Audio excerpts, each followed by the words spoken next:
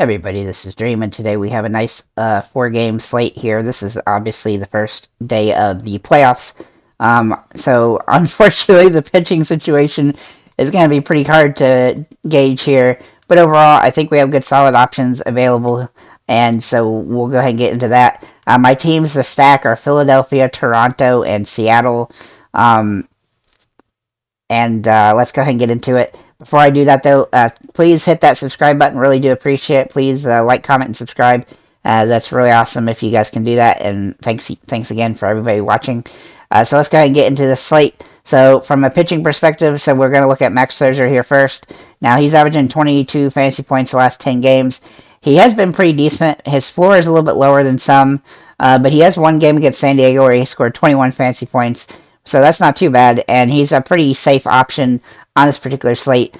It seems like nobody is as expensive as they normally are on DraftKings, and so he does have some interesting. It does have some interesting aspect from that perspective as well, because he's a little bit cheaper than he normally is throughout the regular season.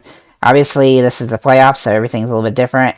But I do like him as a potential good option here. In fact, there was not a single player on San Diego that I thought was really worth rostering on this particular slate. So that automatically makes him somebody that's worth taking a look at. Then Shane Bieber for Cleveland. Now, he's averaging 23 fantasy points the last 10 games, and he's had two games against Tampa Bay where he's averaged 21, and both of those games he had 13 and 29 fantasy points. Now, he's a little bit less consistent than Scherzer has been. As you can see, he's had some lower games lately, but overall, he's still a pretty good option, and Tampa Bay is not a team that I have two players that I think on Tampa Bay that are pretty decent options on this particular slate. The next guy I'm going to mention is Yu Darvish, and Yu Darvish has been extremely consistent lately, especially throughout the season. He has really not had too many bad games. He's had a couple, obviously here on DraftKings. You get hurt a little bit more by earned runs, which he tends to give up a few extra more than some of the other guys here. But he's still a pretty solid option. And in two games against the Mets this season, he has 32 and 28 fantasy points. There are three guys on the Mets that I do like in this particular slate. But overall, I think he's one of my favorite pitchers. He's also $8,400, so that gives him some added advantage as well. And then for Zach Wheeler for Philadelphia, now he's averaging 18 fantasy points the last 10 games. Hasn't been quite as good lately as he had been throughout most of the season, but he has had two games against St. Louis this year where he had 26 points in each game, and so I do like him a lot. I think the way to probably take a look at pitchers today is to pick one of Bieber or Scherzer, and then pick one of Darvish or Wheeler, depending on which teams you like the best. Now, Wheeler, I only really have one player from St. Louis that I think is really solid on this particular slate, so he's going to be one guy that I probably like more than some of the others. As for the other pitchers, when it comes to McClellan, Manoah, Castilla, and Quintana, well, the bottom three, I really think that those three guys are stackable against. For Seattle, Toronto, and Philly are all stackable teams. I do like McClellan okay, but I still like a couple of the guys on Cleveland, and probably a little bit too much. And he's been less ideal lately than most of the other guys, so that's the reason I kind of passed on him. His price is extremely cheap though, so if you're just desperate for value at pitcher, yeah, and you don't want Wheeler, you could drop down for him. But overall, I would stick with either one of Scherzer and Bieber and one of Darvish and Wheeler. Hopefully that will pan out. And that's just the best chance when it comes to the games and how these games are set up. At catcher, we have three good options here. JT Realmuto, he is averaging 6.5 fantasy points a game. If they're going to win here, he's going to have a good game. And St. Louis, obviously, he's been pretty good against 7.5 fantasy points a game. Obviously, he's pretty expensive, but if you can afford him, then he'll probably be worthwhile. Then we got to look at Alejandro Kirk. Now, he hasn't been great lately.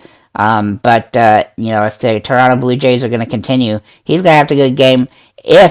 And this is a big if Danny Jansen plays, then Danny Jansen would be my top pick for the catcher. The downside with him is that game doesn't start till 4 o'clock, and so if you don't know who it's going to be, then you could be taking a little bit of a risk there. Now the advantage here is you could just put in Kirk, and then if Jansen ends up playing, switch out, and they're only $4,000 difference.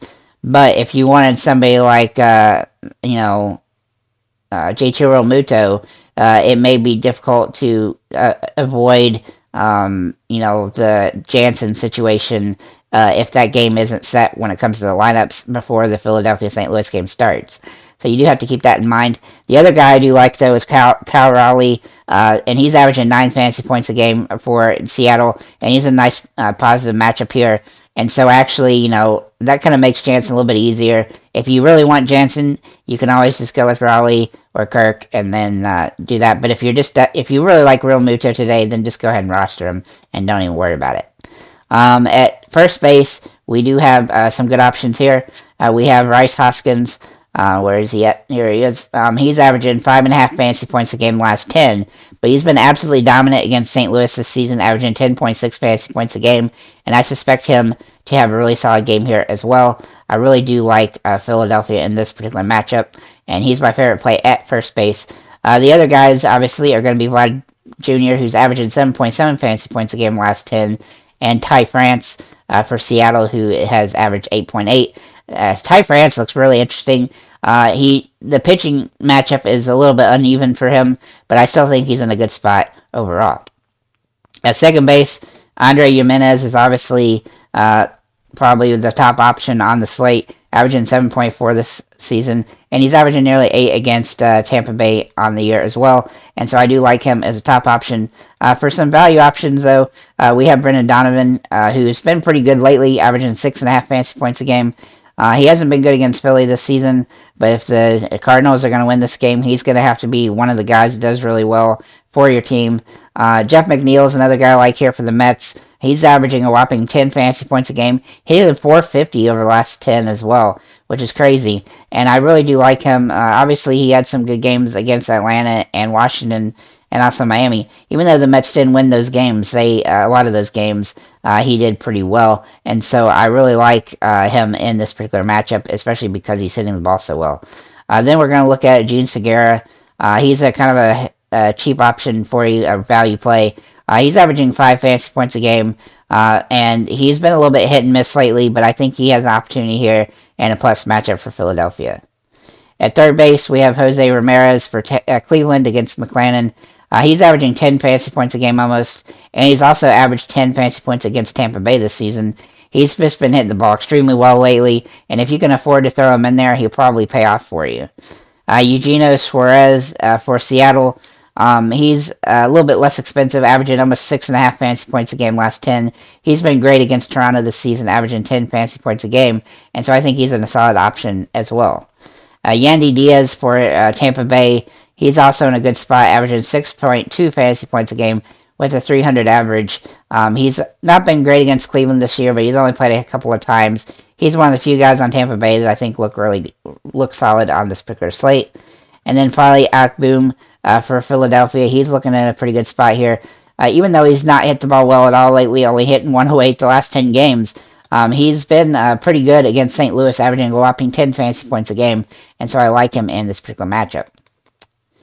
And then to the shortstop, we have Lindor for the Mets against Darvish. He's one of the couple guys I like against Darvish on this particular slate. He's averaging 7.7 the last 10 games, and obviously his price is pretty expensive, but he's been pretty solid lately. He's been a little bit boom or bust, but overall I think he's a pretty good option in this particular matchup. Bo Bichette is a guy I really like here, despite the fact he's not been very good on the fantasy point aspect. He's hitting the ball well, 350 for the last 10 games. He's getting hits, and in the playoffs we need guys that are getting hits, and he's a guy that can really get hits, and he has home run potential in this particular matchup. Wander Franco is another guy for Tampa Bay that I like here. He's averaging almost 10 fantasy points a game and hitting 300 plus. He's been extremely good against Cleveland, 12.7 fantasy points a game this season, only in 3 games though, but he is in a plus matchup, and I do like him on this particular slate, even though Beaver is a good pitcher. Ahmad Rosario for Cleveland, excuse me, he's hitting 307.1 fantasy points a game. He hasn't been great against Tampa Bay this season, but that's okay. He's been hitting the ball well lately, and that's what matters at this point in this, in the playoffs. Then we're going to look at George Springer for Toronto. He's averaging 10 fantasy points a game, hitting 315, and he's been great against Seattle this season, averaging 11 fantasy points a game. He's got home run potential written all over him in this particular matchup. Mitch Haniger is another guy I like here for Seattle against Toronto. He's averaging a whopping 12 fantasy points a game, 351 average, and he's in a great spot here. He hasn't even played against Toronto this season, so this will be a nice opportunity for him. He's extremely good lately. He's just hitting the ball really well, and that's what we like to see in this particular matchup. Jeff McNeil for the Mets is another guy from the Mets I really like.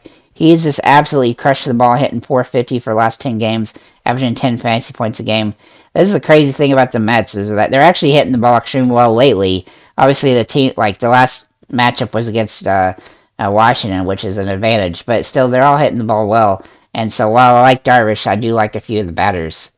Castellanos for Philadelphia is a guy I really like here. Despite the fact that he hasn't been hitting the ball well lately, he is in a plus matchup here, and his price is pretty inexpensive, so that helps a lot. Then I got 3 extreme value options here. Ramel Tapia for Toronto. He's hitting almost 7 fantasy points a game for the last 10, and he has been hitting the ball pretty well, just getting hits in every game. And if he does play, then he's definitely going to be somebody I'm going to look at. A kind of a Hail Mary option here is Matt Burling for Philadelphia.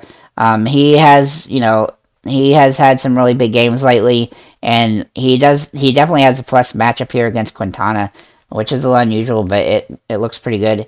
And then finally, Jared Kalenic. Now, he is day-to-day, and I don't know if he's going to play or not, so we'll see if he does. But if he does play, then I do like what he's been doing lately, getting some hits and scoring some fantasy points despite his terrible batting average. He has been able to scrunch around 5 fantasy points a game. So if you're desperate for value, then he's somebody that you can take a look at. But obviously, he doesn't need to play. With that said, I think the slate is pretty interesting. Some of these guys are a little bit better than others. The value plays are not that great on DraftKings like they are on FanDuel. But overall, I think because the pitchers are so much less expensive over here, you're going to be able to mix and match pitchers and batters that you really want to get in without too much issue.